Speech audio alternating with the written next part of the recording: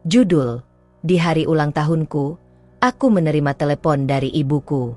Dia berkata, "Keluar dari rumah." Namaku Nadia Prameswari, dan hari itu seharusnya menjadi hari paling bahagia dalam hidupku. Aku baru saja genap berusia 29 tahun. Udara pagi terasa hangat, matahari bersinar lembut menembus jendela kamar, dan aroma kopi dari dapur membuatku tersenyum. Aku tidak menyangka, hanya dalam beberapa menit, semua itu akan berubah menjadi mimpi buruk. Aku sedang menyiapkan sarapan ketika ponselku bergetar. Di layar, tertera nama, Mama. Aku tersenyum, jarang sekali beliau menelepon pagi-pagi. Namun begitu aku mengangkatnya, suaranya terdengar panik, bergetar, dan penuh ketakutan. "Nadia, cepat keluar dari rumah sekarang juga." Suaranya lirih tapi tegas, seperti seseorang yang sedang dikejar waktu. Aku membeku. "Kenapa? Ma? Ada apa?" Tanyaku dengan nada gugup. Tapi Mama tak menjawab dengan jelas. "Jangan banyak tanya. Ambil dompetmu dan keluar dari rumah. Sekarang." Lalu telepon itu terputus begitu saja. Tubuhku terasa dingin. Aku menatap sekitar ruang tamu. Semuanya terlihat normal. Tidak ada tanda bahaya. Tapi dari nada suara Mama, aku tahu sesuatu yang serius sedang terjadi. Aku buru-buru mengambil tas dan kunci mobil. Baru saja aku hendak keluar, suara pintu belakang berderit pelan. Jantungku hampir meloncat. Aku membalikkan badan, dan kulihat seseorang berdiri di ambang pintu dapur. Itu Raka, suamiku. Wajahnya tampak pucat, tapi bukan karena kaget. Tatapan matanya aneh, seperti seseorang yang menyembunyikan sesuatu besar. "Kamu mau kemana pagi-pagi begini?" tanyanya datar, tanpa senyum seperti biasanya. Aku mencoba tersenyum kaku. "Mama telepon barusan, katanya aku harus." "Harus apa?" potongnya cepat, dengan nada tajam yang belum pernah kudengar sebelumnya. Aku menelan ludah. Ada ketegangan di udara yang sulit dijelaskan. "Katanya aku harus keluar dari rumah." Dia tertawa kecil, sinis. "Oh, jadi sekarang kamu dengar ibumu, bukan suamimu?" Aku terdiam. Ada sesuatu dalam suaranya, campuran marah, kecewa, dan ancaman halus.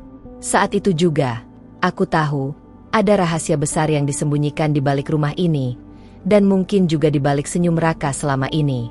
Aku melangkah mundur pelan, mencoba menghindari tatapannya. Tapi Raka melangkah maju, menutup jarak di antara kami. "Kamu sudah tahu, ya?" katanya lirih, tapi dingin. Aku bingung. "Tahu apa, Raka?" "Tentang uang itu, tentang Papa Mu." Aku membeku. "Uang? Papa? Apa yang dia bicarakan?" Raka menghela napas berat dan berjalan ke meja makan, mengambil secarik amplop coklat dari bawah tumpukan koran. "Kamu pikir aku nggak tahu, Nat? Papa kamu yang bikin kita hampir bangkrut. Semua uang investasi hilang. Dan kamu tutupin itu dari aku." Aku benar-benar tidak mengerti. "Raka, aku bahkan nggak tahu apa-apa soal uang itu." Tapi dia tidak percaya. Tatapannya penuh kebencian yang menakutkan. Di saat aku hampir menangis, teleponku bergetar lagi. Mama menelepon kedua kalinya. Aku buru-buru menjawab.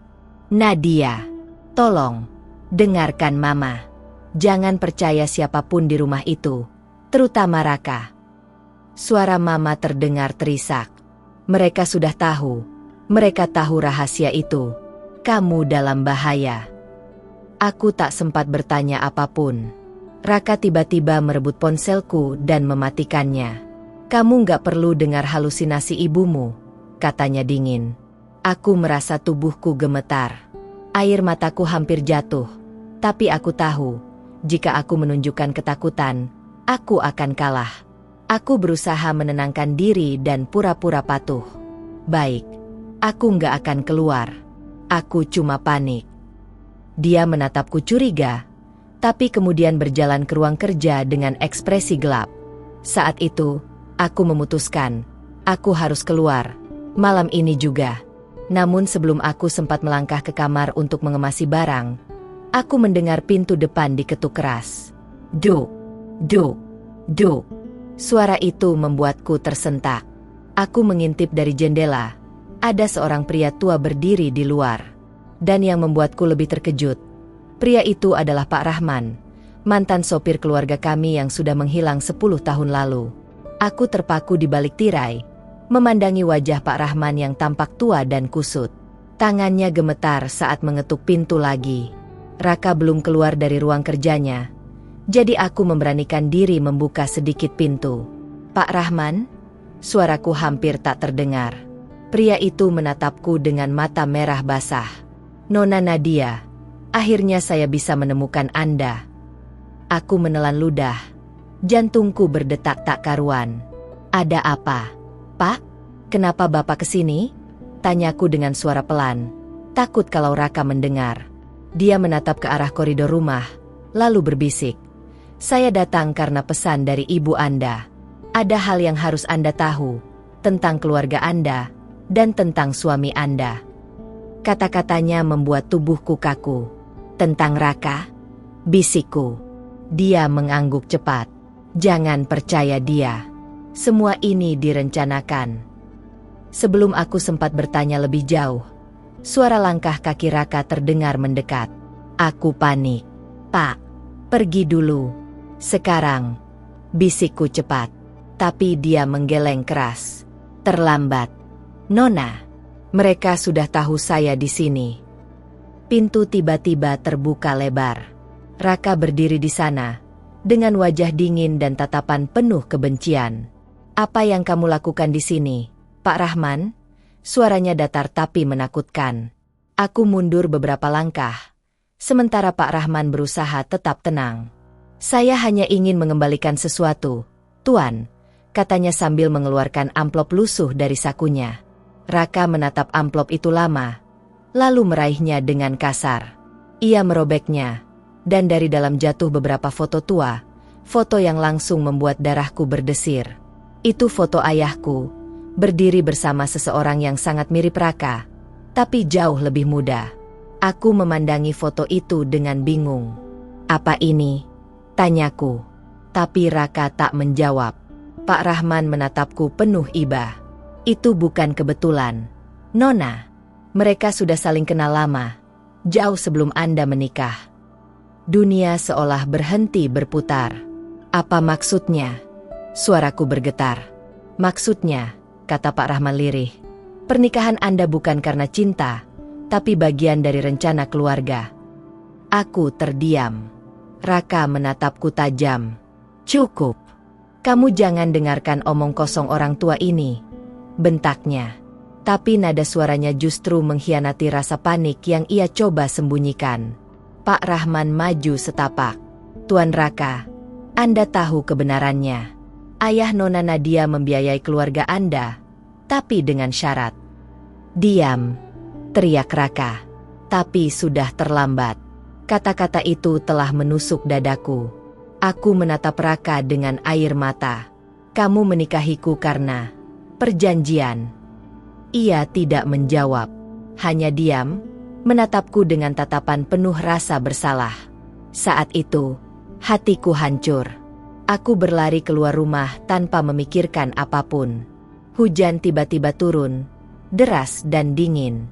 Di belakangku, kudengar suara Raka memanggil, tapi aku terus berlari. Pak Rahman mengejarku dan menarik lenganku ke dalam mobil tuanya. Cepat, Nona, kita harus pergi sebelum mereka datang. Aku menatapnya dengan bingung. Mereka? Siapa mereka? Tanyaku. Ia menyalakan mesin mobil, menatap kaca spion dengan wajah tegang. Orang-orang yang bekerja untuk keluarga Raka. Mereka tidak ingin rahasia ini terbongkar. Mobil melaju menembus hujan. Aku menatap jendela, melihat bayangan rumahku semakin menjauh. Rumah yang selama ini kupikir penuh cinta, ternyata hanyalah panggung kebohongan. Pak Rahman mengulurkan map besar dari kursi belakang. Ini semua dokumen yang saya sembunyikan bertahun-tahun. Kalau ibu Anda tahu saya masih menyimpannya, dia pasti takut. Aku membuka map itu dengan tangan gemetar. Di dalamnya ada surat perjanjian, kontrak, bahkan rekening bank atas nama ayahku dan nama Raka. Aku terdiam lama, tak percaya. Jadi, Raka menikah denganku demi uang keluarga? Tanyaku pelan. Pak Rahman menghela napas. Awalnya ya, tapi saya rasa dia jatuh cinta sungguhan padamu. Dan itulah yang membuat semua ini berbahaya. Aku menatapnya. Berbahaya kenapa? Ia menjawab pelan, karena kalau cinta sudah melibatkan dendam keluarga, selalu ada yang harus dikorbankan. Kata-kata itu bergema di kepalaku sepanjang perjalanan. Hujan makin deras, dan lampu mobil menembus kabut malam. Tiba-tiba, suara klakson panjang terdengar dari belakang. Sebuah mobil hitam mengikuti kami. Pegang erat. Nona, seru Pak Rahman. Mobil kami berbelok tajam ke jalan sempit. Tapi mobil hitam itu terus mengejar. Aku bisa melihat dua pria di dalamnya. Wajah yang tak kukenal, tapi aura mereka menakutkan. Peluru menembus kaca belakang mobil. Aku menjerit dan menunduk. Pak Rahman menggertakkan gigi, mencoba tetap mengendalikan kemudi. Mereka mau mengambil dokumen itu. Jangan lepaskan. Setelah beberapa menit yang terasa seperti selamanya, akhirnya kami berhasil lolos dan masuk ke jalan desa. Mobil berhenti di depan rumah tua yang tampak terbengkalai. Kita aman untuk sementara, katanya, terengah-engah. Tapi kamu harus tahu segalanya malam ini. Aku mengikuti Pak Rahman masuk ke rumah itu. Dindingnya penuh debu, tapi di meja kayu tua, ada foto lama keluarga kami. Aku menatapnya dengan bingung. Kenapa foto keluarga kami ada di sini? Ia duduk perlahan. Karena dulu, saya bekerja bukan hanya untuk ayahmu. Saya juga saksi dari semua rahasia keluarga ini. Aku menatapnya, tak berani bicara. Rahasia apa, Pak? Tanyaku akhirnya. Pak Rahman menatapku dalam-dalam. Ayahmu bukan orang sebaik yang kamu pikir. Ia menghancurkan banyak orang demi kekayaan. Dan salah satu korban terbesarnya adalah keluarga Raka. Aku tercekat. Apa? Ia mengangguk. Raka menikahimu bukan untuk membalas dendam langsung. Tapi keluarganya memakainya sebagai jalan untuk menghancurkan keluarga kalian dari dalam. Aku tak bisa berkata apa-apa. Air mata jatuh tanpa kusadari. Semua cinta, semua kebahagiaan yang kubangun, ternyata berdiri di atas kebohongan dan darah. Pak Rahman menatapku penuh iba. Tapi saya tahu Raka mulai berubah. Dia benar-benar mencintaimu. Nadia. Itu sebabnya keluarganya sekarang ingin menyingkirkanmu. Kata, menyingkirkan, membuat bulu kuduku berdiri. Mereka ingin aku mati, tanyaku pelan. Ia mengangguk perlahan. Aku bangkit berdiri, gemetar. Aku harus cari Mama. Aku harus tahu semuanya dari dia. Seruku. Pak Rahman mengangguk. Ibu Anda sudah menunggumu. Tapi hati-hati. Ada orang yang mengawasi setiap langkahmu. Kami keluar dari rumah itu tengah malam. Jalanan gelap dan sepi. Aku merasa setiap bayangan di sudut jalan bisa jadi ancaman. Saat kami sampai di rumah Mama, lampu di ruang tamu sudah menyala. Aku berlari masuk tanpa mengetuk. "Ma," panggilku dengan suara serak. Mama berdiri di depan jendela. Wajahnya pucat. "Nadia, kamu datang juga." Aku memeluknya erat, tapi pelukannya terasa kaku, dingin. Aku melepaskannya perlahan. "Ma, tolong, katakan yang sebenarnya. Siapa sebenarnya Papa? Dan apa hubungannya dengan keluarga Raka?" Mama menatapku lama, lalu duduk. "Kamu sudah cukup besar untuk tahu kebenaran. Ayahmu dulu bukan hanya pengusaha, Nadia. Dia juga pemeras." Aku terperanjat. "Pemeras?" Mama mengangguk. Air matanya jatuh. "Dia memeras keluarga Raka, mengancam mereka dengan rahasia lama. Dan sebagai balasannya, keluarga Raka menghancurkan kita perlahan-lahan. Aku merasa dunia berputar. Jadi semua ini hanya perang dendam keluarga. Mama memejamkan mata. Ya, dan kamu terjebak di tengah-tengahnya. Aku menatap Mama tak percaya. Kenapa kamu baru cerita sekarang? Ia menjawab lirih. Karena dulu aku pikir cinta bisa menghapus dendam. Tapi aku salah. Tiba-tiba, suara kaca pecah terdengar dari luar. Aku dan Mama saling berpandangan. Pak Rahman berlari ke jendela. Mereka sudah menemukan kita. Mama menarik tanganku. Cepat, Nadia, pergi lewat pintu belakang. Aku menatapnya panik. Tapi Ma, jangan lawan. Selamatkan dirimu. Tangisan Mama adalah suara terakhir yang kudengar sebelum aku dipaksa keluar oleh Pak Rahman ke dalam kegelapan malam. Aku berlari tanpa arah di bawah hujan yang semakin deras. Nafasku tersengal. Dadaku terasa perih. Setiap langkah di tanah becek membuatku hampir terjatuh. Tapi aku tak berani berhenti. Di belakangku, samar-samar terdengar suara mobil mendekat. Pak Rahman memegang tanganku erat. Ayo, Nona, ke arah hutan. Mereka tidak akan menemukan kita di sana. Aku mengangguk lemah, berusaha mengikuti langkahnya yang cepat. Cahaya lampu dari mobil hitam itu menembus gelap, menyapu jalan. Kami menyelinap di antara pepohonan, menahan napas setiap kali suara mesin semakin dekat. Setelah hampir 15 menit berlari, kami tiba di sebuah gubuk kecil di tengah hutan. Nafas kami memburu. Pak Rahman menutup pintu kayu rapuh dan menurunkan lampu minyak. Untuk malam ini, kita aman, katanya pelan. Aku duduk di lantai, tubuhku gemetar kedinginan. Pak Rahman, Mama, bagaimana? Tanyaku lirih. Ia menatapku dengan ekspresi sedih. Saya tidak tahu, tapi Ibu Emu wanita kuat. Dia pasti bisa bertahan. Aku menggeleng. Air mataku tak terbendung. Aku meninggalkannya lagi. Seperti waktu Papa meninggal, aku tidak ada di sisinya. Pak Rahman menepuk bahuku. Kali ini berbeda. Nona, kali ini, kamu harus bertahan demi dia. Kami terdiam lama. Hanya suara hujan di atap yang menemani. Tapi tiba-tiba, dari kejauhan terdengar suara ranting patah. Aku menegang. Ada orang di luar, bisikku. Pak Rahman mengambil pisau kecil dari sakunya. Diam di sini. Ia membuka sedikit celah jendela dan mengintip. Wajahnya langsung berubah pucat. Mereka menemukan kita. Aku berdiri panik. Apa yang harus kita lakukan? Ia menatapku tajam. Kita harus keluar dari belakang. Sekarang. Kami melangkah perlahan ke pintu belakang. Tapi sebelum sempat membuka, pintu depan dihantam keras. Kayu berderak. Suara langkah kaki kasar terdengar mendekat. Pak Rahman berbisik.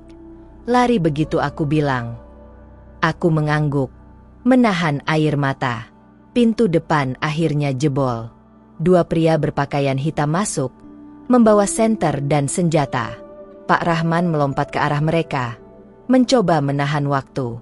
Lari. Nona Nadia, teriaknya. Aku menjerit dan berlari keluar lewat jendela belakang. Aku terus berlari di antara pepohonan, tidak menoleh lagi. Teriakan dan suara tembakan menggema di belakangku. Tapi aku tahu, kalau aku berhenti, aku tidak akan selamat. Akhirnya aku tiba di jalan tanah yang menuju kota. Aku berhenti, menunduk, mencoba mengatur napas. Tapi saat aku menatap ke belakang, gubuk itu terbakar. Api menjilat langit malam. Pak Rahman, bisikku dengan suara serak. Air mataku bercampur dengan hujan. Aku tahu dia tidak sempat keluar. Dengan hati hancur, aku terus berjalan menuju kota. Di kejauhan, terlihat cahaya lampu dan papan bertuliskan, Terminal Gunung Jati. Aku memutuskan untuk naik bus malam keluar kota. Bus tua itu kosong. Hanya ada seorang sopir tua dan 2 penumpang yang tertidur. Aku duduk di kursi belakang, menatap jendela yang basah. Dalam diam, pikiranku kacau. Cinta, pengkhianatan, rahasia, semua bercampur menjadi kabut yang menyesakkan dada. Aku tak tahu harus percaya pada siapa lagi. Saat bus mulai bergerak, ponselku bergetar. Layar menunjukkan pesan baru dari nomor tak dikenal. Berhenti lari. Nadia, kebenaran tidak bisa kau hindari. Tanganku gemetar. Aku menatap pesan itu lama. Siapa yang mengirimnya? Raka? Atau seseorang dari keluarganya? Aku mencoba mematikan ponsel, tapi pesan kedua masuk.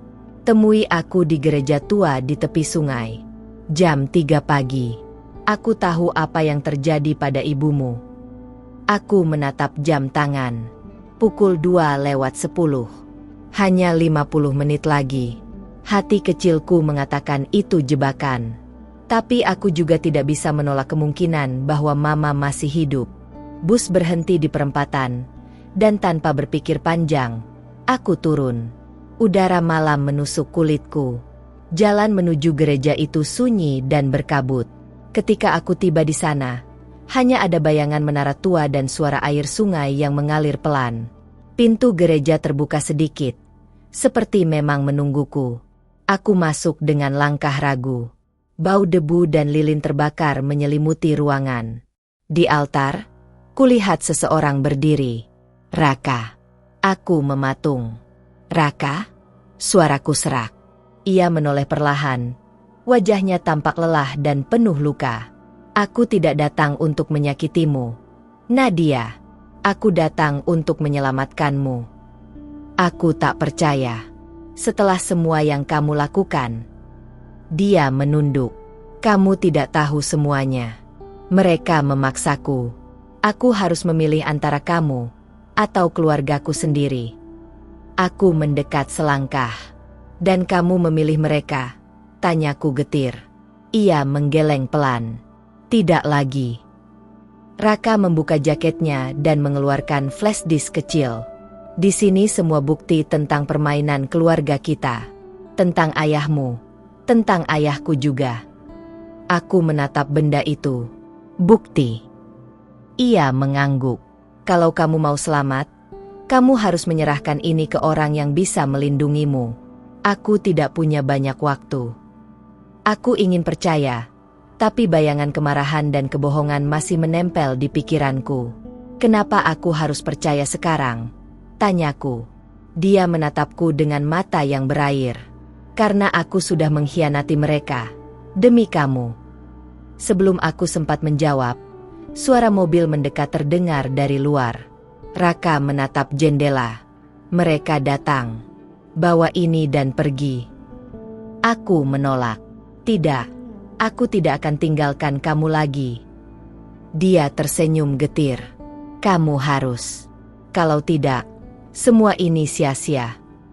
Suara tembakan bergema di luar gereja. Raka menarikku ke belakang altar. Lewat pintu rahasia. Cepat, katanya.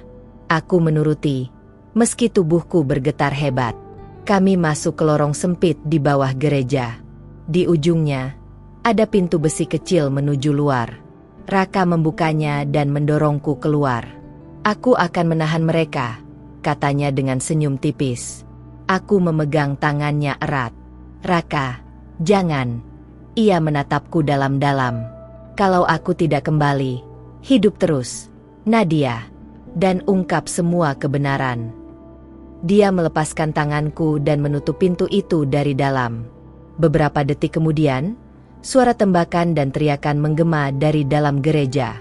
Aku berlari menjauh, menahan tangis yang tak terbendung. Setiap langkah terasa berat, seolah sebagian jiwaku tertinggal di sana. Pagi mulai datang. Langit perlahan memerah. Aku berhenti di tepi sungai, menatap flash disk di tanganku. Benda kecil itu kini memegang seluruh nasib keluargaku.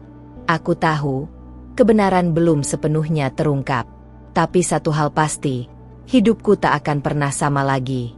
Aku menatap langit, berbisik pada diriku sendiri. Jika cinta bisa dihancurkan oleh rahasia, maka kebenaran harus jadi senjataku. Aku menggenggam erat flash disk itu, dan melangkah lagi, menuju tempat yang bahkan aku sendiri belum tahu. Tapi aku tahu satu hal, perjuanganku baru saja dimulai. Aku duduk di tepi sungai dengan mata sembab, memandangi flash disk kecil itu. Matahari baru muncul, menembus kabut pagi. Rasanya aneh, dunia tetap berjalan, padahal hidupku sudah hancur berkeping-keping. Tangan gemetarku menekan tombol laptop yang kupinjam dari rumah ibadah tua yang kutemukan di dekat jembatan. File di dalam flash disk itu mulai terbuka satu persatu.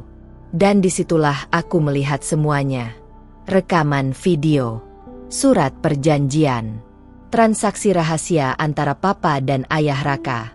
Bahkan ada dokumen yang menunjukkan bahwa kecelakaan yang menewaskan papa tidak pernah menjadi kecelakaan. Aku menatap layar dengan napas terputus-putus. Dalam rekaman, terlihat dua pria, salah satunya Raka, masih muda, berbicara dengan seseorang di ruangan gelap. Dan dari suaranya, aku tahu siapa orang itu. Mama. Suara Mama terdengar jelas. Jangan biarkan Nadia tahu apapun. Kalau dia tahu, semuanya akan berakhir. Hatiku remuk. Aku menatap layar tak percaya. Jadi selama ini, bukan hanya papa dan Raka, tapi Mama juga terlibat. Semua orang yang kucintai bersekongkol menyembunyikan kebenaran dariku. Air mataku jatuh, tapi amarah di dadaku membara lebih kuat. Aku menutup laptop dan berdiri. Cukup sudah, bisikku. Mereka pikir aku lemah. Tapi kali ini, aku akan membuat mereka merasakan apa artinya kehilangan.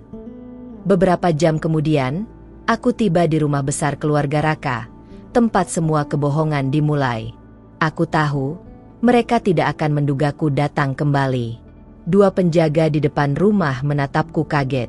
Tapi sebelum mereka sempat bertanya, aku berkata tegas, "Panggil semua orang. Aku datang untuk mengakhiri ini." Ruangan besar itu kini dipenuhi wajah-wajah yang dulu ku kenal. Mama, ibu mertua, bahkan adik Raka. Mereka semua terdiam melihatku berdiri di tengah, dengan flash disk di tangan. "Selamat pagi," kataku dingin. "Aku baru saja menonton sejarah kotor keluarga kita." Mama menatapku dengan wajah pucat. "Nadia, dengarkan Mama dulu." "Cukup, Ma." Suaraku menggema di dinding marmer. "Selama ini aku hidup dalam kebohongan. Kalian semua mengatur hidupku, bahkan cintaku." Raka muncul dari pintu belakang. Wajahnya penuh luka. "Nadia, jangan lakukan ini," katanya dengan nada memohon. Tapi aku mengangkat flash disk tinggi-tinggi. "Kau sendiri yang memintaku mengungkap kebenaran. Ingat." Dengan satu langkah maju, aku menancapkan flash disk itu ke laptop di ruang utama. File-file rahasia terbuka di layar besar, disaksikan semua orang. Rekaman, dokumen, semuanya terpampang tanpa bisa disangkal.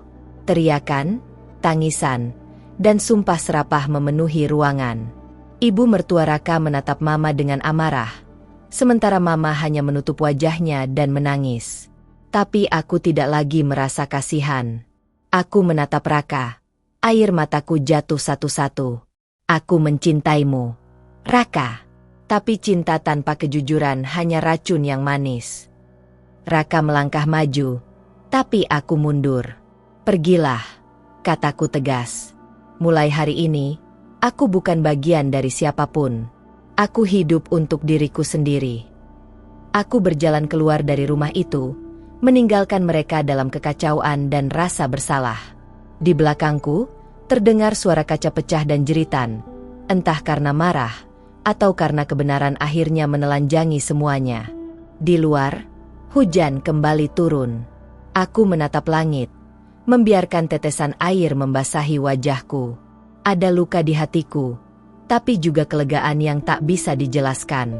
"Terima kasih, Mama," bisikku lirih. Karena akhirnya aku mengerti, kadang cinta terbesar bukan tentang bertahan, tapi tentang berani pergi. Aku melangkah menjauh, meninggalkan rumah, masa lalu, dan semua bayangan kelam di belakangku. Untuk pertama kalinya dalam hidupku, aku merasa bebas, meski kebebasan itu lahir dari kehancuran. Terima kasih sudah mendengarkan kisah ini sampai akhir. Semoga cerita drama keluarga penuh rahasia dan pengkhianatan ini bisa membuat kalian merasakan emosi yang sama seperti yang dirasakan Nadia. Kalau kalian menyukai cerita ini, jangan lupa klik tombol suka dan tulis pendapat kalian di kolom komentar.